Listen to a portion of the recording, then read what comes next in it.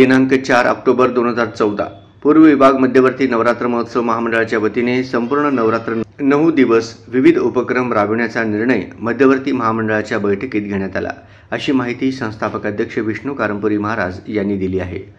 पूर्व विभाग मध्यवर्ती नवरात्र महोत्सव महामंडळाच्या वतीने सन 2024च्या उत्सव समितीची बैठक दिनांक 4 ऑक्टोबर 2024 रोजी मध्यवर्ती महामंडळाच्या कार्यालयात विष्णू कारंपुरी महाराज यांच्या अध्यक्षतेखाली घेण्यात आला। यावेळी उत्सव समितीचे अध्यक्ष लोकेश नंदाल यांची प्रमुख उपस्थिती होती।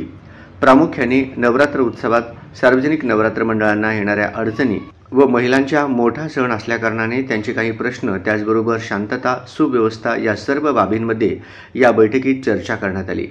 त्यानुसार दिनांक 4 ऑक्टोबर रोजी महानगरपालिका आयुक्तांना निवेदन देणे, दिनांक 5 ऑक्टोबर रोजी उत्पादन शुल्क विभागीय आयुक्त निवेदन देणे, त्याचबरोबर दिनांक 6 ऑक्टोबर रोजी सोलापूर तुळजापूरला जाणाऱ्या भाविकांची गैरसोय दूर करणे यासाठी सोलापूर ते तुळजापूर दौरा,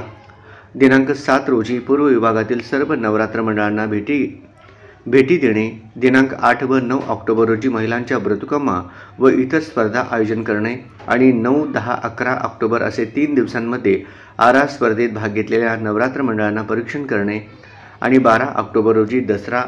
दसरा शिवलंघन कार्यक्रमास आणि सर्व मंडळाच्या मिरवणुकीमध्ये भेट, त्याचबरोबर कोजागिरी पौर्णिमा रोजी उत्सव समितीच्या कार्यालयात सर्व पदाधिकाऱ्यांचे सीमोल्लंघन कार्यक्रम आणि 12 ऑक्टोबर रोजी दसरा सीमोल्लंघन कार्यक्रमास आणि सर्व मंडळाच्या मिरवणुकीमध्ये भेट, त्याचबरोबर कोजागिरी पौर्णिमा रोजी उत्सव समितीच्या कार्यालयात सर्व पदाधिकाऱ्यांचे सीमोल्लंघन कार्यक्रम आणि पालखी पूजा अशा सर्व कार्यक्रमाचे आयोजित करण्यात आले आहे। लोकेश नंदाल यांच्या प्रमुख उपस्थितीत झालेल्या बैठकीत उपाध्यक्ष सलीम शेख, उपाध्यक्ष अमर बोडा, कार्याध्यक्ष कालिदास काळपगार, कार्यालय प्रमुख विठ्ठल कोराडकर,